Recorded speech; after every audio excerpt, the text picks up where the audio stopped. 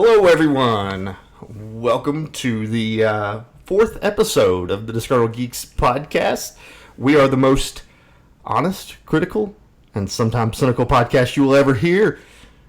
Guys, I'm really excited to be back for week 4. And this week I've got Ben. How are you this week, man? I'm sorry, I still had you guys on mute. That is wonderful. Man, I'm just starting out episode 4 correct, guys. Got him. Yeah, Ben, we've got I was trying to introduce you there, and I failed spectacularly. So I've got, Yeah, that was magical. yeah, it was wonderful. I was just sitting there like, man, are they ignoring me? Is this? Yeah, it was a prank we planned during the introduction. We were just like, hey, let's just be silent and embarrass him. Yeah. Well, I embarrass myself well enough on my own. That's So I true. really We don't didn't need to do any anything. help, so. We didn't need to do anything at all. It's all right. So, but yeah, as always, I've got Ben with me, and this week Yep. we have a very special guest. We've got Miss Ashley Dew. Hey. She's also known as Undead Dew on social media. She's an absolutely fantastic podcaster. So, Ashley, tell us a little bit about yourself. Tell us where we can find you, what you do, all that fun stuff. Hey, yeah, I do want to thank you guys for having me. I'm always excited to be on different shows and hang out with everybody, especially since, you meet people at conventions and you don't get to see them for like a full year. Right. So it's kind of nice to keep in contact this way. Yeah, and that's actually where me and Ashley met, was at Tupelo Con. Thanks to the burly gentleman that's sitting next to me. Great segue there, by the way. Like, hey, we got the runner of Tupelo Con with us. Yeah, really. So Jamie is going to be kind of our color commentary this week. So, Ashley, where can everybody find you? I know most shows do that at the end of the show, but I want to go ahead, just get that plug in there, and we'll plug you again at the end of the show. Sounds good. Well, I use Instagram, Facebook, Twitter, Twitch. You can find me for Instagram at UndeadDew, same as Twitter. For Twitch, you can find me at, or just Ashley Dew. So /Ashley Dew. Okay. Good deal. Awesome. Well, I noticed you've got, you have probably the best Instagram that I follow. Oh, yeah? Probably one of the most active. I always feel like I'm slacking. So, not that I'm slacking, I work really hard at it. But since I started back at school for full time, it's kind of finding that blend between when I used to work as a cosplayer full time and I'm attending school. So I just can't do it at the same capacity. So I feel like I'm posting a lot less or doing less than when I was. So I'm glad to hear that. I'm really happy to. Well, I'll put it this way: if you are slacking on your Instagram, then I follow some horrible people who don't post anything. So Who are just the worst. and I think And then there's me, who doesn't have an Instagram. well, Ben, that's because you are the worst. You are the absolute worst. Yeah, the lowest circle in the underworld. That's where I live. Yeah. Can't you tell by the background of his apartment there? Yeah, So, this is it right here. Yeah, air conditioning works. The last thing I think I posted on Instagram was a shirtless picture at the gym, and that was back in February. So You just peaked. You're like topless gym photo. That's as good as it's gonna get. That is Instagram defined. All I need now is a picture of a plate with food on it. I was about to say, all your food. I am Instagram incarnate at that point. I see pictures of my beard. Yeah, You that could have just Instagram for the beard. that would be amazing. See, Yeah. that's the reason we need Ashley around. Right there is because of those Yeah. kind of ideas. Is there Ideas. nothing but these pictures? Can we call that? Googly eyes? Can we call And you that can put Instagram the next disgruntled time, beard? This is happening. AF. It's going to be the upside down chin pictures. Oh, it's wonderful. So it's like a big old fluffy afro. You could have a chia pet happening. Yes. I'd be for it. I am the living chia. So, guys, before we get into everything, I do want to introduce for our live guests that are watching us on Twitch. So, if you watch on Twitch, you get some special things like this. I have a very special guest with me this week. Rose, stick your head up here. Come here. Rose. We have a dog that is officially on the podcast. We has Hi, Rose. So, over here. yeah, she's good. But Rose is my mother's dog. Essentially, was my dog. She's visiting me for the week, so I'm dog sitting. So, which is fun. So we're going to go ahead and jump in as every week. And we'll see what you guys are up to this week. Ben, Yo. What have you been doing this week? Working very long hours, which is not usual. But then I also have to prepare for my very first Legion tournament, which is this Saturday. Oh yeah, I think every week you bring up Legion. There's nothing I can do. This is all we do is Legion ever since it got introduced. Right. Well, for those, I know we talked about it a little bit in the Lost Pilot episode, but yeah, really. Considering only like 5 people saw that thing, can you give like a 30-second? And there's no VOD ever. Yeah, exactly. Can you give like a 30-second recap on what Legion is for those that don't know? Okay, so if you know what Warhammer 40K is, it's 40K but with Star Wars. If you don't know what 40K is, you basically get little tiny soldiers and stormtroopers, and you play army with them on a tabletop, and it's all 3D looking and cool. And that's basically it. And it's a dice rolling game too, so a lot of dice. It's absolutely fun to watch because there's 2 miniature games for Star Wars, X-Wing and Legion. Yep. I don't play miniatures at all, but I love watching Legion and X-Wing. So look it up on YouTube because it's absolutely phenomenal to watch. I was going to say, Star Wars is all about those dice games. I don't know if you ever played Star Wars Destiny, but I was playing that for a while. And just like, the reason I stopped was really just that, like, it wasn't firing at a lot of places. You know, what are you going to do? And or the community is so small, it ends up being me and like the 3 friends I play with. At that point, we might as well play like at home. Right. Yeah. Because like the support just wasn't there. Like, because they can't just like make up what they give out. So if I'm going to buy into a tournament and there's just, like I said, my friend, like 3 friends and I. So yeah, I was totally digging. You know, I love card games. Magic is like, I actually, one reason that we started talking at like Tupelo, I think we were like like jamming hard on like the whole Magic thing. And then so I was gonna say it's funny that their miniature game also has to do with dice because their card game. Well, and I know. Games... Oh, go ahead, Ben. I was about to say, well, since we were talking about Destiny, I know we had a couple people at the store who were really getting into it. Yeah. But I think the main problem was that I don't think Fantasy Flight really anticipated how popular it was going to be because there was a lot of distribution problems with it. They didn't where a lot of people were just waiting for product. They didn't print enough product. No. Right. And so it's like in that drought, they lost interest. People lost interest, and then all of a sudden the product's here. It's like, well, everybody's moved on by now. And I was one of those people. And now Fantasy Flight doesn't care because Legion's out, and that's their new big thing. Right. I hear that as a company, they're like that. Like they get really gung ho about a new thing, and they're like, okay, it's good, and then they move on to the next, and they let it die, which is really unfortunate because I think that Star Wars Destiny definitely could have had legs. Sure. The support just wasn't there for it. It was an extremely well balanced game. That's what I really enjoyed about it. Characters you liked, like when I was playing when Poe and Maz were like, and then like I put emo kids.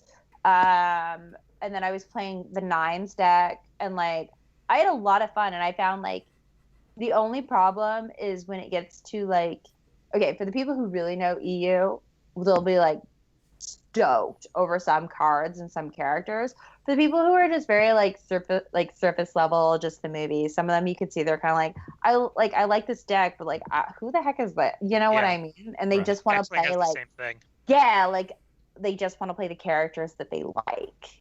Yeah, Fantasy Flight for Star Wars, I think, is being a bit more hands-on with it, just because I imagine that with a license like that, it can just go away like that, especially with their new Disney overlords. And with X-Wing, I think they're especially holding on to it because it was the miniatures game that dethroned 40K as the most popular. So that's got to be a special trophy on Fantasy Flight's mantle. Right. Yeah, well, I mean, let's be honest, though. Fantasy Flight makes some amazing games. And that's one of the things. Destiny, Legion, X-Wing, they're all Fantasy Flight. And I think they just have a formula that works with their games. I actually played the Game of Thrones living card game, which was also by Fantasy Flight. I mean, their formula just works. Right now, you got people that don't want to spend a ton of money because they're so burnt out by spending money on Magic, especially when their cards get stolen. I'm still salty over that. But it's like they allow people to really in a low budget way get into their games, or at least it's like what your cap is to spend, especially with miniatures. Like you're going to spend this much and you're going to have everything you need. Bottom line. With Star Wars Destiny 2 though, is I did find the smaller playset. Like I was trying to do the math on it, like, Mhm. which is cheaper. You know, Destiny, to get like the sweetest cards, you only got to get 2. Like, that's a Right. playset. Versus Magic, you're getting 4. And I was trying to figure out, you know, is it tricking me? Like, is it like 2, but it's like double the price? But they were actually pretty competitive price wise. Like, compared to Magic, you know, I was like, all right, like, I think I can maybe get away with playing 2 games because like hobbies add up between No, like they do. Magic, Pokemon. Like, I was playing Pokemon pretty hard for a while, and then Destiny, video games, cosplay. You know what I mean? Comics, like buying comics on a regular basis, Just and then hobby buying overload. volumes. It was just like how much can you really spend your money on? And I think when push came to shove, when the support wasn't there from stores, like I couldn't just meet new people, and I'm not getting any better because I'm not playing different people. Right. Yep. I ended up kind of dropping Destiny, and everyone I played with, same thing. Like most of us are just playing Magic really right now because of that. But we had so much fun. Well, you mentioned Pokemon, and I'm just going to bring this up because I don't think you knew, and I don't think the audience, I don't think I've ever mentioned it on this podcast, is I actually streamed Pokemon for quite a while. I used to got too. a huge following while I was doing Yeah. that. Like, that community is Super amazing. positive, and not a lot of people. Like, I mean, a fair amount of people stream, but like, I was totally digging the like. You were playing online, like Pokemon the card game online. Yes. Yeah. I decided to treat myself and go hard. And when it was Decidueye Vileplume, like around this time last year, there was like a 4-month period or so that I just went like hard. Like, I was grinding, and it was like so much fun. And I told myself, like, spend all the money, do it, but then have your peace with it, because this is not sustainable for me. Right. That's kind of how I was. Like, I mean, I had like every tier 1 deck built online, and like was just. What did you play? That's been 1.5 years, 2 years ago that I did okay. that. And then I mean, I was one of the top streamers whenever I was doing it for Pokemon TCGO. That was me and Sheriff Crazy kind of ruled the roost at the time. Which I think he's kind of went back to playing just like regular Nintendo games, like Splatoon and those kind of things. Yeah. Wait, is that his handle? Yeah, Sheriff Crazy. Okay, no, I'm thinking of someone else then, because I know a Sharif. Right. So I was like, oh, it's the same person. So Ashley, what have you had going on this week? This week was kind of crazy. I was at actually one of my favorite conventions of the year, and like, okay, there's a bit of a two-part of this. So I would love, like, it's called Heroes Con. It's in North Carolina, like in Charlotte, North Carolina. And first I'll talk about the event, and then I'll kind of talk about some of my feelings towards the event. But the event itself attracts some of the top talent in comics. If you are a comics fan, then you need to be going to this show. Like, you're silly not to, because you're getting some of the biggest names in comics. If you have time, check it out. It's called Heroes Con. The website is like Heroes Online. And it brings in, like I said, the who's who. But here's the ticker. It is not as expensive as San Diego or New York. It is not as busy. Like, you're not stuck like a sardine. Yeah. Like I said, like, so it's not Dragon Con. Well, yeah, seeing huge talent, not really having to wait in a crazy line or anything. And like, if you really want to get on someone's commission list, like, you probably can. Where if you don't line up extra early for New York and San Diego, like outside the building first, like, you know what I mean? How many hours early? Beeline it, like run with your elbows out. Right. Like, I've been to that event enough. Like, you have to do that just to see the talent you want to see. And then when you are at the tables, you can't just look. Like, you will not be able to just flip through portfolios at either of those shows. You're like this, and you're like trying to walk around. But Heroes, you have this space, everyone's nice, there's time. If you want to sit and watch like Tim Sale draw, you just can. Oh, like, no, that is like, appealing. Yeah, you just can. Klaus Janson is just there. You just talk to him. Like, where I've been to like New York, and the lines are just so hectic. And it's still a great show. I don't want to say don't go to those shows, but if you want to spend like a fraction of the money, because like Charlotte is just not as expensive. Right. And even the tickets to the show are very reasonable. I just think that you're like, obviously, like I would say if you can do San Diego and you can do New York, totally do them. That's not what I'm saying. Yeah. What I'm trying to say is like it's the best kept secret. Like people don't know about this convention all that well. Like a lot of people know, but like up in Canada when I was there, I knew about it and I was telling people, and it's like it was cheaper for my friends from Canada to fly down to North Carolina, stay at a nice hotel, and go to the show than for them to go to like one day at New York. Yeah, it sounds like you want to go to San Diego, New York for the experience of going to San Diego and New York. Yes. But you want to go to this one to actually meet the people because you're not going to San Diego or New York. Comics. Mm-hmm. Like, yeah, that's like what comics. you're for. They don't have celebrities. You know what I mean? It's not a huge vendor hall when it comes to like, you know, t-shirts, Funko Pops. You're not really going to get as much of that merchandise. It is there, but it doesn't have the weight. Like half the room, artists, half the room, vendors. Like this is what I mean by how large the artist alley is, and it's all top tier. So my other issue is they don't bring cosplayers, and I think that if they're going to be so comic centered, like they don't necessarily have to bring me as a guest. But when people asked for me, like I know that like at least 15 people emailed me saying they emailed on my behalf to bring me back because I bought a table, and then I was vending, and this year I said I would only do events if I'm a guest because I'm a student. Like I've gone back to school, so I'm only doing events if I'm a guest. So, you know, I wasn't tabling at Heroes. Like I kind of just did my own thing because it's my favorite event. But people were upset and they said, well, we tried. And the answer was just no. But I don't think they considered the fact that I do work in comics in that I have 16 covers. Like I have 16 variant covers. So, you know, if you're going to invite any cosplayer to your, like, no, we only do comics. Like we don't do celebrities. We don't do gamers. We don't do YouTubers. We don't do podcasts. You know what I mean? Like, am I not kind of in the exception to the... You're the comic cosplayer. Like, that's the thing. And if so many people are requesting me, instead of just not listening and not hearing them out and going like, no, we don't invite cosplayers. I think that there could have been an opportunity there that would have enhanced the experience of the attendees. And it would have also shown that like, hey, like we welcome, like they still welcome cosplayers. Don't get me wrong. They're super positive.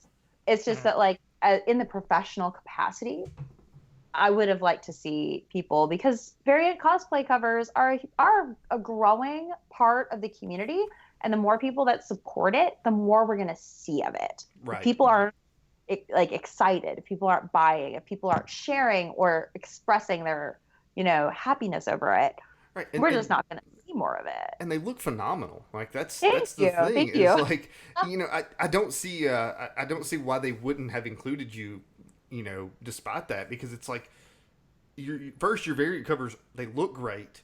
And most of your cosplay that I've seen has been some kind of comic book centric. I think sometimes these cons, me and Jamie actually talked about that. You know, he runs Tupelo Con.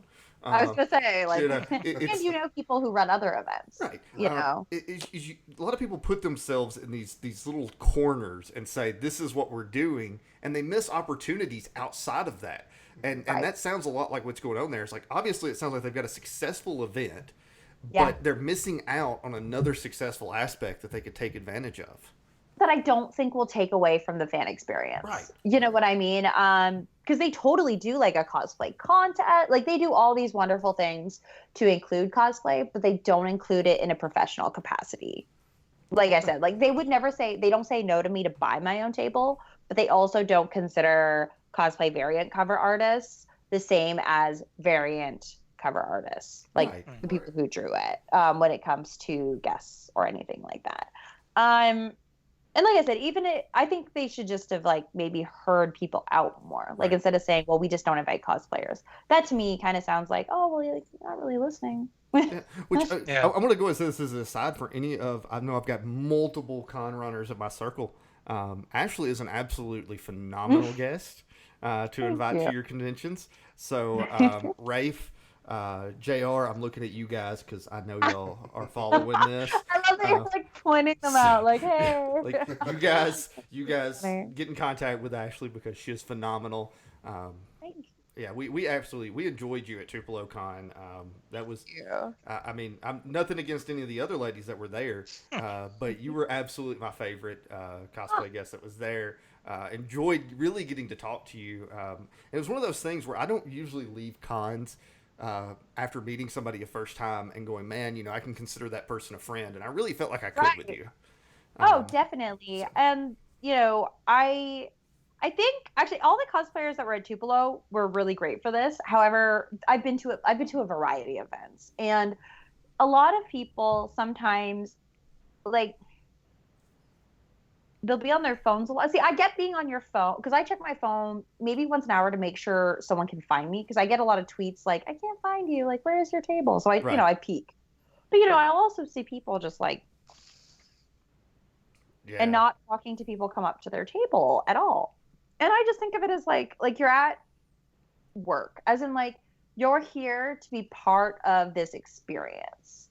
Engage with people. You have incredible friendships you can make. You have like I don't know, there's so much that you get out from actually engage. Like you should be there in my mind to be engaging with people where I don't know. I've seen people just kind of like sit, not really talk to the fans and just kind of be like, okay, sign and go. And, to each their own. But I always saw it as an incredible experience, an incredible opportunity to be meeting people in person. And like, it's cool to put a voice and a face to the people who are leaving super supportive, encouraging comments. Cause like, it's funny if I can like see how they'd say that because you met them, like you kind of read their comments differently after meeting them in person, and you're completely missing out on that enriching experience by just kind of like you miss out on the chance to see the comments as people rather than just words on a screen.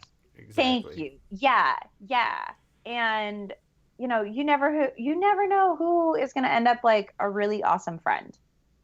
Yeah, and that's one of the things. I actually did not before the con follow you on social media, but I was aware of Alexa, who you came out with. Alexa's been to Tupelo, but as a vendor before, she's local. Like being from Canada, my reach is sporadic when it comes to the U.S. Like I actually have more fans in England than I do in Canada. Oh wow! I don't know how. Fans. I don't know. Have you been to England? Apparently, someone saw one. Like some of my Spidey outfits are really like my Spidey cosplays are really popular over there. I had no idea until Facebook offered further analytics, and I was like, "Wait, what?" And like randomly, like Mexico City, like muchas gracias. Like randomly, I have like a huge pocket, and and then. So it's really interesting because like one reason why I like going to shows like Tupelo, it's places where you know what? Maybe these people haven't heard of me because the algorithm like just missed me. Oh yeah. And going in person gives that opportunity to be meeting people outside of, who knows whose feed I end up on for what hashtag. Right. Yeah, and that's the thing with cosplay in general is like there's so many cosplayers now that are either that are promoting their own stuff with money, that are trying to vie for that social media attention with the shares, trying to go viral, and you see so many.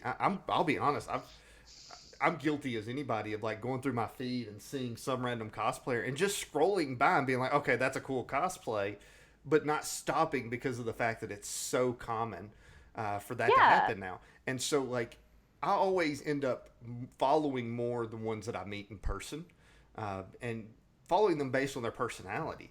I'm not going to name any names specifically with this story because I don't want to be talking necessarily bad about anybody. But there is a particular. I'm just going to talk bad about we talk bad about people who don't care about us. Right. There we go. But I met a cosplay couple one time. It's been a while back that like I actually did follow their stuff online, and it was just like what you said, where like whenever I went up to talk to them, they're behind their phone. At this point, I'm already involved in the cosplay community with some of the cosplay planning. And I'm thinking like, hey, I'd really like to get these guys if they'd be willing to come to Tupelo. And so I go up to talk to them, and they're like behind their phone, and it's like they don't want to talk to me. And I'm like, why why do I care about these guys now? Right. Yeah. You know. But I just think, why be here in person then? Right. Like, just have an online sale. If you're not going to be there in person. No, seriously, if you're not going to be, my mentality is, if you're not going to be there, you know, body, spirit, like, you know what I mean, in this space, and you're just going to be online all day, go home and be online. Right. Because you're, like, why are you there then? Well, is it because it makes you look more important? Is it because you have the opportunity to make sales? Like, I don't understand why you need to physically be there in person if you're going to be in the digital world the whole time you're in that space. Does that make sense? Right. Yeah, totally. Yeah, from the perspective of an organizer, you want somebody that is going to enrich the experience of the con goer. And if you're sitting there on your phone, and I will walk up to you and I will act like that really super socially awkward. Now, don't get me wrong, I have my social awkwardness in general. He's very socially awkward. I will exaggerate my social awkwardness and go up and interact with somebody at another convention to see how they interact with me. And if they interact positively, they have high energy, I'm a lot more likely to try to bring them to my event. If they don't interact with me well, then okay, I'm sorry. That's it. So any cosplayers that are watching this, the lesson you can take from this is, if you're going to an event as a guest, have some energy, be excited about seeing the people that you're there, and you know, and that will make your experience better as well as the con goers' experience better. No, it does. It really, really does. You know, like I said, I've had the pleasure of meeting some really fantastic people that I am honored to call my friends at conventions. Because, like, it can get overwhelming for me online. I do my best to respond to as many people as I can, but, like, quite frankly, when you're getting anywhere between like 50 and 200 comments per photo, plus DMs, plus tweets, like, there's only so much time I have in the day to respond, and I care about each and every person genuinely. But like I said, I don't physically have the time as much as I'd love to respond to everybody, or even just to have proper conversations with everybody. You know, a thank you back for a kind comment versus, oh my God, we get to talk for like 10, 15 minutes about magic, about this costuming technique. Like, that to me is a completely different experience that I'm able to do at a convention because I'm present and because I look forward to it. I don't see it as like I don't know why, if people are on their phone the whole time, like I said, checking and updating here and there. I've seen people live stream but still interact with people at their table. Right. That's totally cool. But like, if you are super, super like, I'm so sorry, I'm just putting a tweet for what my table is, just give me 1 second, I'll be with you. Like, that's different than like, and not even looking, or just being like, oh yeah. Exactly. And that's, like, you just stare at the phone screen and just kind of, without looking, just sign whatever they put in front of you. Just like, oh, I've seen that. I've seen that before. Have you really? Oh, it's terrible. Oh, it's that's terrible. That's unfortunate. I'm sorry to hear that. Have the signatures on the table. I mean, and you know what? That's why people don't want to bring cosplay guests. Right. You know what I mean? Because, like, I think that we're in a different category than celebrities. Like, we are the same way as like artists and writers, you know what I mean? Like, there's different categories, and I think when it comes to cosplay talent, it's such a mixed bag. As in, like, you're gonna get some people who literally, like I said, I actually pre-time my like I try scheduling posts, and the only reason I check, like I said, Twitter, is because that's where I notice people say I can't find your table. So, like, that's the only reason I'm checking.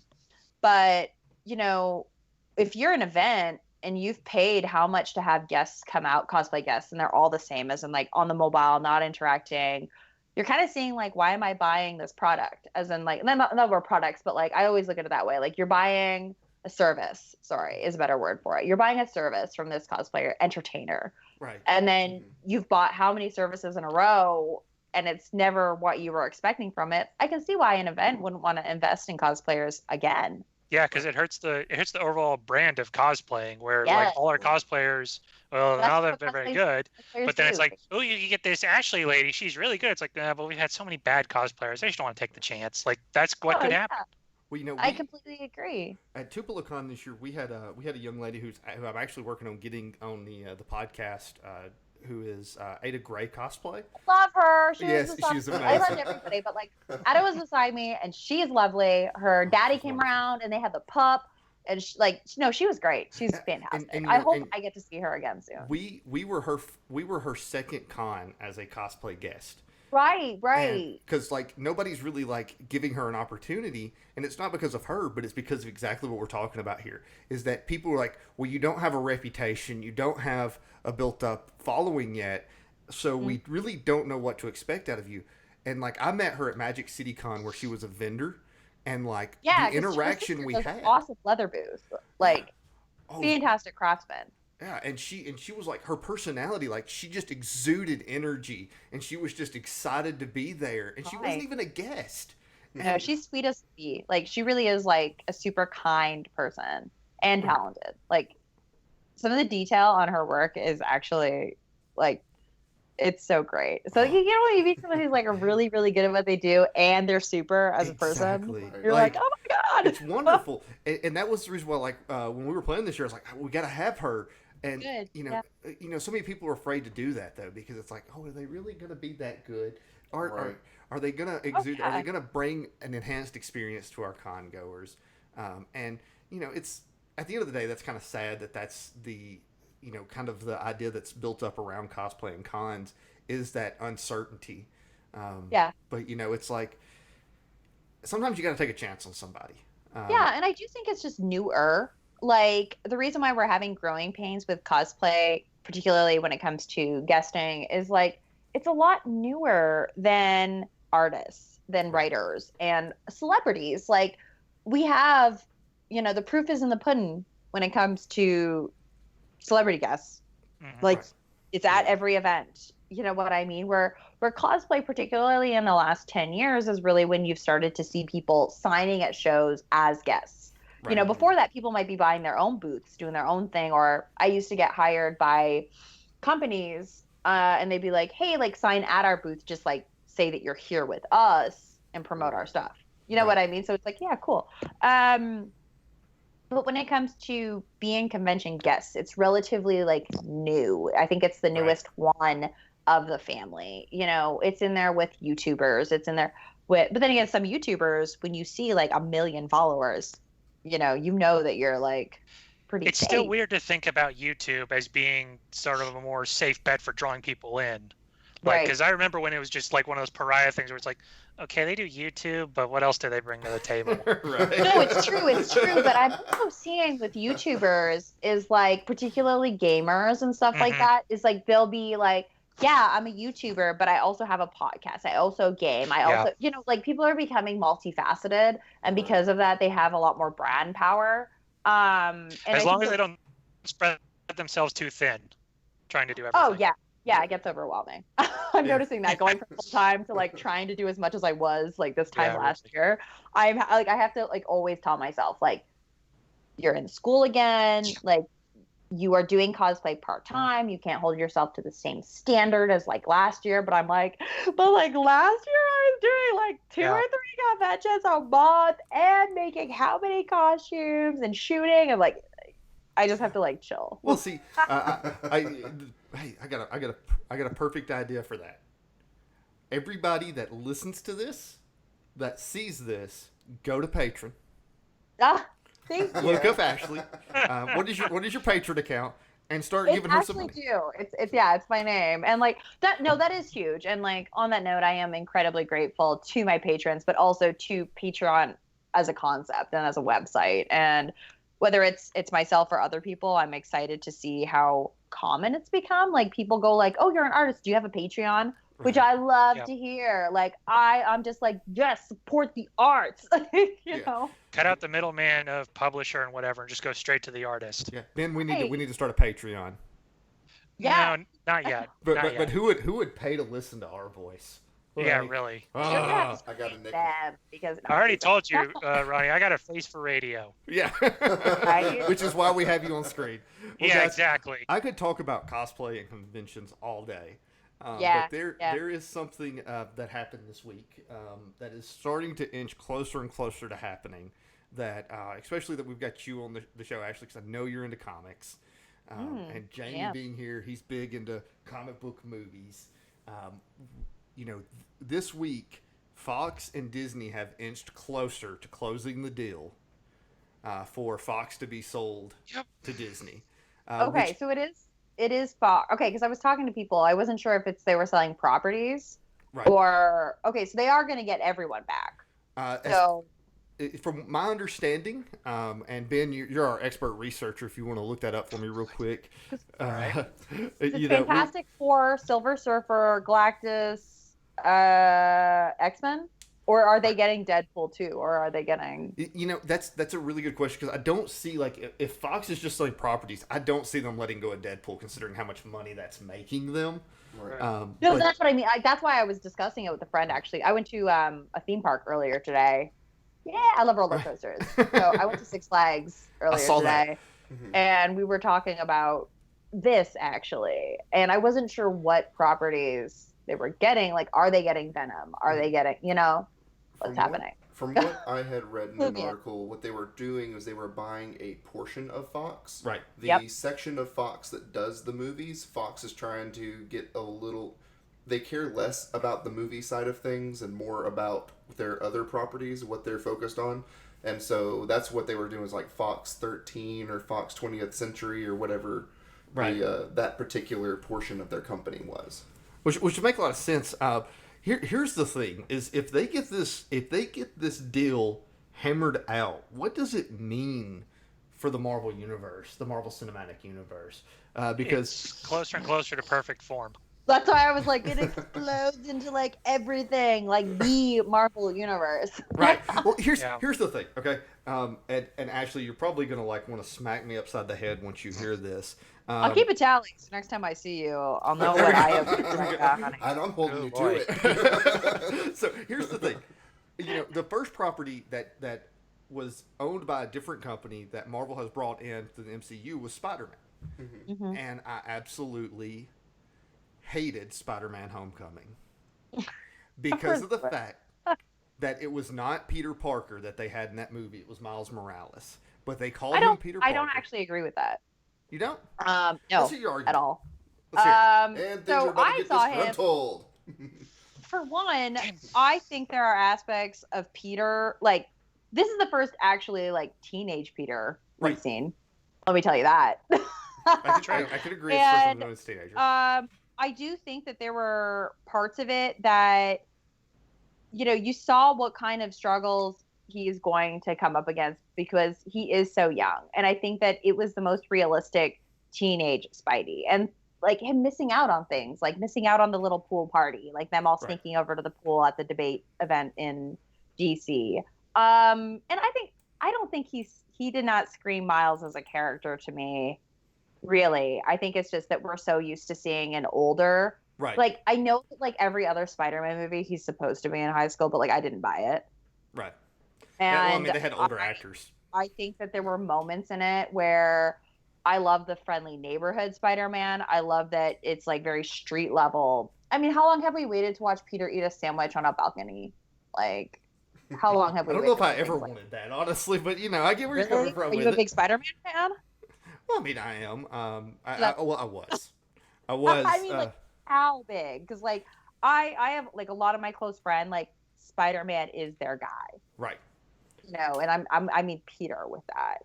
Yeah. And, I mean, I did not find that he came across as Miles. I think he came across as high school Peter. Okay. The big thing and you may be right there. You may honestly be right that is the interpretation.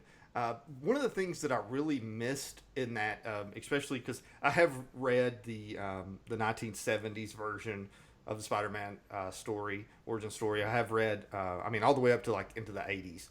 I've read all the Ultimate Spider-Man, so I'm a little bit, I do know quite a bit about the teenage Peter in the comics, and they really missed, I think, the cocky edge that Peter has whenever he's teenage Spider-Man. And it was more of a certainty that he can do this, But that seemed more like Miles to me, because Miles is always the one that isn't cocky but is sure that he can do it.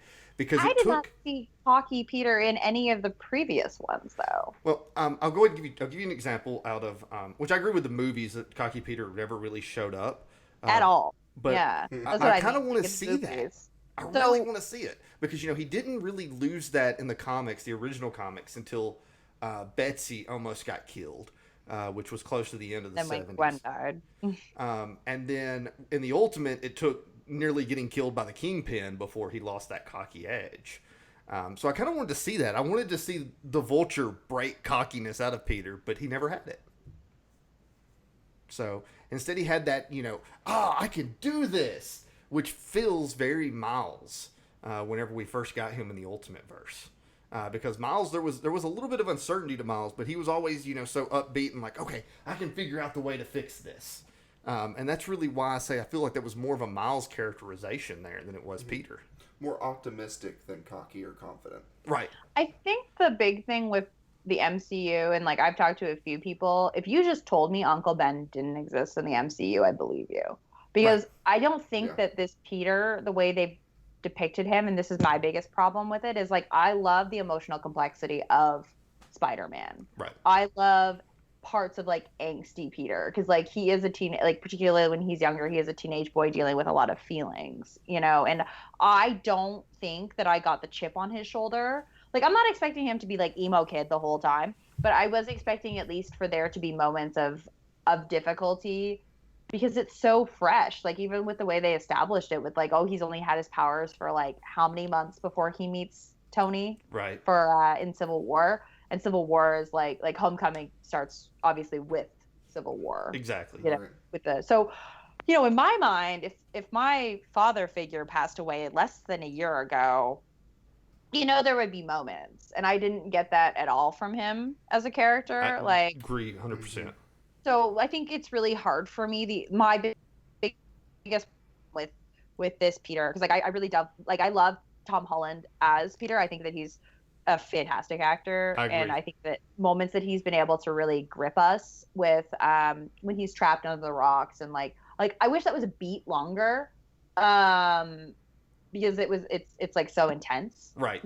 But I do wish that I wish that he had those moments where he missed Uncle Ben, because I don't buy that Uncle Ben was even ever maybe Tony is Uncle Ben. Can we just acknowledge that?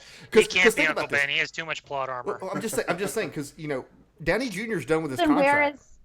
So it's like, could Tony die in this next movie, in the next Avengers movie, and that be the Uncle Ben character?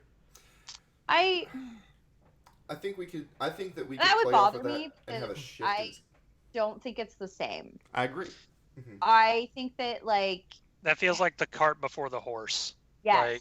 I think the thing that makes Peter, and like we've established, the thing that makes certain heroes is their, with Batman and his parents, with Peter and his uncle. Like these are fundamental moments that make the character who they are. And I think that to deprive him of that really is leaning further away from the Spider-Man that I love than I'd like. I agree. It's just fun to think about. I would hate it myself. Like if it happened on screen, I'd probably walk out of the theater. Like I don't straight think up. he'll ever be Uncle Ben. I think that he could be another figure for him for sure. But I don't think it's. I would hate if they were like, oh. No, I don't think the MCU would be so bold as to say, with great power, like have Tony deliver that line. Like, oh yeah, no, that would be terrible. That would be so bad. I'm done. Right. Like I don't think they'd be so bold to do that. I think that they've maintained a lot of integrity in a lot of ways, and I think to do that would be so like, no bueno. Right. Yeah, it's almost like having a Venom movie without Spider-Man. Who would do that? Oh, the first trailer came out, they were like, bold move, Venom movie with no Spider-Man. Bolder move, a Venom movie with no Venom. Because like, well, bolder move, mispronouncing symbiote. Right. I It's just not thought that was so funny. idiot. It's symbiote. Right. So the whole thing is like, what so to go back to kind of the original point here with potentially getting Fox properties. One of the things that I'm really like hoping that they do if they seal this deal is I really want James McAvoy to show up in the next Avengers movie. Can we just have that be the after the credits? Like James McAvoy just rolls up in a wheelchair and like just says some Xavier type thing, and then yeah, but like, what point are we in the timeline? Like, would it be him or would it be? Well, that is the problem with X-Men in general. Yeah, that's what I was gonna say. Like, would it be him? Because I don't know. I think it depends on how much money do they want to drop, McAvoy or Patrick Stewart money. It's like they just have to go to Disney. Like, hey, you're gonna tell me Disney doesn't have enough money for that? Oh, that's true. Well, it's one of those things where it's like I just think McAvoy because when I'm like madly in love with McAvoy. Are you? So, absolutely just love his portrayal of Xavier. I'm weird, I know, everybody. Patrick Stewart, because Patrick Stewart's like a god, but, I mean, definitely is like, fun. I think that Patrick Stewart makes a great Xavier for the older Xavier. I think that, like, I don't know, there were moments in Logan that I was so like, oh, okay, when Logan, when he's like questioning. Basically, I don't think in any world Professor X should feel like I'm terrible. No, you good man. You're everything that is good in the world. You are wonderful. You know what I mean? Like except for the pedophilia. Like he's such a wonderful character. He's so giving. He's so selfless. He's so many wonderful things, and to have him in his old age be like brought to tears and ashamed of what he's done, like for something he doesn't have control over his body anymore. Right. It made me so sad. Like I'm like no. And I think that he did. I'm sorry.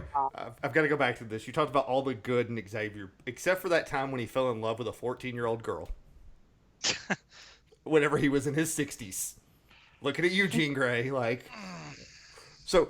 Do you really think he was truly in love romantically? Like. Is that something that dawned on? That never was a thing, like true romantic feelings. Because I mean, there's love. There are many types of love, and I never read it as such. Yeah. I think there's an argument for it because when they first introduced that concept, like it was literally like in his thought bubbles, like, why am I in love with this girl? She's so young and all this fun stuff. Like he's conflicted with it. So there's got to be some kind of actual attraction there for him to be conflicted. Yeah, I don't know. Like I'm just trying to think of like, I don't know. Yeah. Because I think his love for her, I always saw as very like parental and not as like a sexual thing. It could be that he was confusing that parental love with something else. Right. This is what I mean. But even then it's weird. It's very weird. But it's not the first time comics has done weird things like that. Well, it was. Yeah, I was gonna say. Speaking of love, we've got some big marriages in comics right now, like between like Catwoman and Batman getting married, Rogue and Gambit are married. We have Kitty Pryde and this marriage is everywhere now. You just hit my favorite one: Kitty Pryde and Colossus. Right. Forever. So many weddings I'm not invited to. I know, right? But the X-Men are always like having some kind of love triangle stuff going on. So who is Kitty Pryde's other beau at the moment? Yeah, she not Star-Lord or something for a while? Here's the thing. After they're married. That's going to be after Disney gets them. Yeah. Oh, Lord. It's stuff with Kitty's a princess. Here's the thing. If Disney gets Fox, Kitty Pryde needs to be played by Ellen Page again. Hot take. Who wants to take me on it? I've got nothing. No, I'm fine with that. I just didn't love. It was Anna Paquin as Rogue, right? That was her name. Yeah, I was not a fan. People go crazy of that Rogue and everything at all. People go crazy about Anna Paquin, and I never thought she was that great of an actress in the first place. That's my problem. And I like Rogue. I liked Rogue a lot, and I did not get any Rogue vibes other than the hair. Yeah, she plays Anna Paquin in everything that she does. Anna Paquin as Anna Paquin. I tried to watch True Blood, and I'm like, I never watched it. Well, I don't get to join you in the complaint. I really want to watch because of the gay black guy in it and how hilarious he is. But is his character really good? I don't know the show at all. Actually, I know of True Blood. But I don't actually know the show. Just watch the one scene where they send the sandwich back and says "Hold the AIDS." That's the only part you need to see of that entire thing. It's wonderful. All the sandwiches have AIDS. So, to kind of get us back on topic here, man. We followed that white rabbit like way far. You guys went really far off that one. So what's happening? What is going to happen when Disney acquires all of us? In the very distant future, we'll play the game. You know the Wikipedia game, Nth Degrees to Hitler. Right. We'll play Nth Degrees to Disney with our employer to see how far we go. So we're like, oh, we actually do work for Disney, Right? Because they own all of us. That is the. Does that mean we get employee discounts? No. No. If anything, we get one less hour in the mines. An oxygen. One less hour of oxygen. What? It's like you get an employee discount on oxygen. So, Yeah. one of the things that I'm really excited about, if Marvel does end up closing the deal with Fox, is the fact that Hugh Jackman said he would play Wolverine one more time if Marvel ever got X-Men. Mm-hmm. I heard that. And so, can we make that happen? Like, especially if they get Deadpool 2. What would you do with it, though? Terribly unspeakable things. Yes. Disney will probably drop the ball. I think the thing is, like, I liked Logan so much, and I loved the way it ended. Also, I do maintain the fact that he was probably Wolverine's Canadian, and they were on their way to Canada at the time. I would like that he potentially died on Canadian soil, kind of like a homecoming. Like, I don't know if any of you thought of that, but that was something that I thought about. Like, our sons come home, kind of I think thing. that's the real question: is do people want to see another? I mean, I guess they would want to see Hugh Jackman play it again, but is it necessary to see it again? This after is what Logan? I'm getting at. It ended so well. It's kind of like, why go back? And if it's not better than Logan, it's kind of like, dude, you had this awesome, beautiful, wonderful movie to end it with. Right. Yep. Mm-hmm. Can you not just have that be your piece with it? So here would do be we need my more? idea. So Fox gets a hold of Deadpool and X-Men, and so they make a PG-13 movie that's an X-Men movie, and Deadpool ends up in it. So he acknowledges the fact that he only has one F-bomb to drop, and he's building up to the perfect moment. And now, again, Wolverine's Is that not how in this movie, though. PG-13 works? You're allowed to say the F word once. One Is time. that- So Okay. So you have Deadpool building this up. He's waiting for the And then perfect Wolverine moment. takes it from him. And the perfect moment happens, and Wolverine's the only time you see Wolverine in the movie. Steps in, and it just goes. It's kind of like what's it called? Which Days of Future Past, when he's at the bar and he's just That was like, First Class. Oh, First Class. Yeah. That's it, Yeah, because right, that's when they tried to recruit him. First Class. They try to recruit him, and he's at the bar, and he just says F off or something. Yeah. Yes, Oh. that was it. It would be And then wonderful. the camera stays on him for a little while, and he's like, "Yeah, And I then- stole that F-bomb. And How you then doing?" Deadpool has to Yeah. rage about it using Yes. every alternative F word he can come up with. Frack. I mean, everything. So that's how Probably you do him that's how you complaining do about it in Wolverine again. credits. Right there. perfect. That's how you bring him back, just as like a cameo. Exactly. Art. It would be perfect. Art. Mwah. So,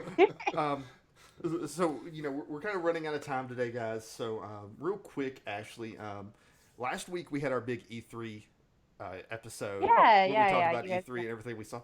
I want to go ahead and get your thoughts while you were here. Like, give us your what you're most excited about and what actually disappointed you the most at E3. You know what I was thinking? Because I do love Kingdom Hearts, and I was kind of thinking maybe it's just not the game for me though, anymore. I am not. I think this is because I really don't like Frozen. No hate on it. Loves Frozen. You mean right here. Okay. Because I'm never gonna if that's your thing, I'm just love it, boo boo, love it. Yeah. It's like they announced the Frozen world. I'm like, oh. I was kind of Let it go. No. no. Let it go, This is JD. why we can never talk about it, because you people do this. Beware the frozen heart. Shut up. I was really before looking forward to Anthem. Oh yeah, the But Bioware one. now I'm less stoked. It doesn't look as good as it did. Right. I'm stoked for Fallout for 76. Yeah. Yeah, I'm so on the fence about it. Oh, What are you on the fence about? multiplayer in general. you know, let's look at what Bethesda did to Elder Scrolls. I mean, Elder Scrolls Online was like, and I'm afraid that 76 is going to be again. Yeah. So, yeah, but you've already mentioned that you're a cynic, so of course I'd expect you to be like upset about it. Yeah, because I just Fallout's a single player game. Why do we need a multiplayer version? You know what's funny though, because like I hear people always wanting multiplayer, like always. It's so funny. I used to play Destiny. And like I thought Destiny, like being able to play with 3 people, awesome. And then I found out there's a whole bunch of people with more than just 2 friends who are complaining that you can only play with 2 friends. And I was like, must be nice. Like, must be nice to have 2 friends. Right. Like when I buy board games and they offer the expansion, I'm like, no, I'm not being cheap. I just... No, Senor Superman. I don't even have that many imaginary friends. Right. Like, what am I gonna do? Yeah. Well, I'm an introverted loser, so you know I sit at home and play video games all the time on my own. So like, why give me multiplayer options just to make me feel sad? I like the option. Like, do you ever play Monster Hunter World? Like, I don't know if that. Yeah. Okay. So like, I play by myself a lot, and like I'm perfectly fulfilled. But I also like. Every now and again, when friends want to play, I play with them. But like, that's the kind of game where I think you still get a really fun experience running solo, and like it's challenging, but you can still have the option to hang out with people, and like, you know, it's cool to hunt monsters with your friends. Yeah, because that's the thing. That's what's cool about the multiplayer. And the single player is like you're just putting your skill up against the monster, and you see who's better. So that's where it's like single player, multiplayer works great. So that's why I think that it's not bad to have the option. And while it might not be what you're keen about the game, I think there's like enough people that super are like that, like they're like pumped. I just want to make sure that my single player experience ends up good too, because I'm so worried about that. Fair. But I mean, if I can speak for like Monster Hunter World, like I feel completely fulfilled, and I don't think I'm missing. If anything, like I'm more challenged running solo. Right. And there are games that can do that well. I just don't know if Bethesda's that studio. Because they haven't proven it yet. Elder Scrolls Online was just such a letdown to me that it's like now I have to be skeptical of anything Bethesda puts out that's multiplayer. See, I can tell you weren't a Destiny player because like when it came to Destiny, I joke about this. It's kind of like an abusive relationship. Like it says it'll change every DLC. It'll change and it'll get better, and you're like, I believe in you. Like it'll be better this time, and then it's not. And you go back to it. Yeah, I was the one that walked out the first time it did that to me. Did you really? Yeah, no. So. Like I loved the game. Like I liked the game a lot, but I've not played Destiny 2. Like I just. No. I am stoked for the Assassin's Creed stuff, and I love the fact that they were like, "F you, Gamergate!" Like with the whole like they full on were just like, "We've got female characters. The landscape of gaming has changed." Question: you. What's up? Why is that a new thing when they had male-female characters in Syndicate? The difference is you couldn't play a principal role, I think. Like the difference I thought is you could play as the sister. I don't think so. Well, maybe I'm thinking something else then. And also Syndicate is an offshoot. It's not like proper. Yeah. So I think that like my thing with representation is if people complain about representation, it means they're usually from the group that's well represented. Like it doesn't matter to them because they don't know what it's like. And I think that Magic does an incredible job of having such a diverse like planeswalker and like they have like everybody under the sun. Like Magic's there for you, and they create cool characters, you know, of every sort. You know what I mean? But they also don't miss the people who are well represented. They don't just go like, "Nah, you had your turn." And I think that like the reason why it's important with games to have, like I said, principal characters that are like of different gender identities, orientation, like everything, is because like it means a lot to some people. And like as someone who grew up as a girl playing games, like I was always, I guess there's nothing wrong with being the support or the healer, but like when it's like your only option, it's kind of like, it's not even my play style. Like I'll do it in Overwatch because like, you know, back when I was playing kind of here and there, because it's how you like I believe in well-rounded teams. But like I don't think it's fair like when I started playing games where it's like, well, you have to be the girl character and the girl characters only do this. Yeah. You know, like couldn't see myself in it, and it was like, you don't get to tell me what character I can or can't be. Yeah. I always love playing like big strong women in games. Like I'm like the half-orc female barbarian. Come on, you know, like in D&D, like you know, that's fun. Which I always play female characters in games, anyways. I'm just weird like that. No, I know a lot of people who do that actually. Yeah. You get I'm convinced to this day the only way to play Dishonored 2 is Emily's playthrough. Don't ever touch Corvo. Right. Hey, Like, that's like such a waste. Femship in Mass Effect. Like, Yeah, Femship exactly. is canon, in my opinion. Like, because she's so much better. Like, Jennifer Hale blew that role out of the water. Can we just like aim to like really good like when they cast really great people in video games? Right. Like it's so cool. It makes a difference. Like it feels more authentic. But like when sometimes things feel like too much like a prompt. Yes. Like Yeah. yeah. Like that always bugged me. So no, there have been some like awesome, and I think she's one of them. Yeah. Like, Jennifer Hale's just a fantastic voice actress as it is. And I just think Femship was her role. Like that role was made for her. Man, like when she like threatens to rip the dude's balls off and feed it to a Krogan, like whoa, okay, I'm done. Her Renegade. Femship Renegade was way more hardcore than male Shep Renegade. Like, I could drink a beer with male Renegade Shepherd. I was scared of female Renegade Shepherd. Are you gonna kill me? Yeah, basically. Do you Not want so sure beer? about Do you want wine? Anything else for E3? I feel like some I of have it's one out of question my in mind particular. now because it's been a few weeks. But what Well- are some things that you brought up? Okay, so I need to ask you one thing because it's everyone I've asked everyone about the City 3. Did you see the trailer for Death Stranding? Oh my lord! But I mean, I also keep in mind I didn't actually watch a lot of it Oh yeah, I didn't either. because I think it was on the same weekend I was in Phoenix. So everything I saw was like, oh, it's online. I'm like, oh, I meant to watch this video and like watch bits and pieces. Okay, well, my So- parting gift to you for being on the show is to look up the Death Stranding trailer. Okay. You won't Ready for thank your me. mind. Your mind is thanks. gonna Thank me. blow. So guys, we have run out of time, sadly. So this has been an absolute blast, Ashley, and we would love to have you back at some time in the future. Yeah, you have been let me know. phenomenal. We just want people back on the show who actually matter. So one more time, if you can, just give the audience one more time where they can find you and how they can connect with you. Yeah, sounds good. Well, on Twitter and on Instagram, you can find me at UndeadDu. That's UndeadDu, all one word. On Twitch and Patreon, you can find me at AshleyDu. So yeah, trying to think. Do you guys use? Yeah, you guys use Facebook and everything like that, so you can Yes, we do. always.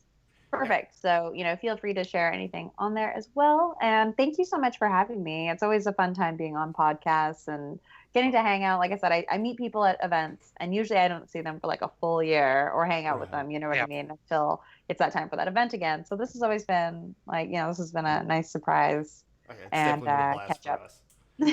us. So guys, what I want you guys to do, I want you to go to Facebook. I want you to look Miss Ashley up. I want you to go to Instagram, look her up, follow her. On top of that, I do have a challenge for you guys this week to our listening audience.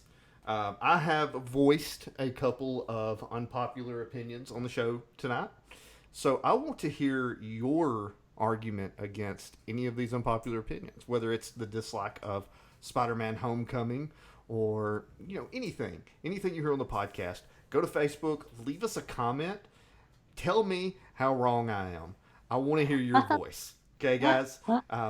So, guys, definitely appreciate you. Until next week, keep your eyes out for the Disgruntled Geeks podcast, the most honest, critical, and sometimes cynical podcast you will ever hear.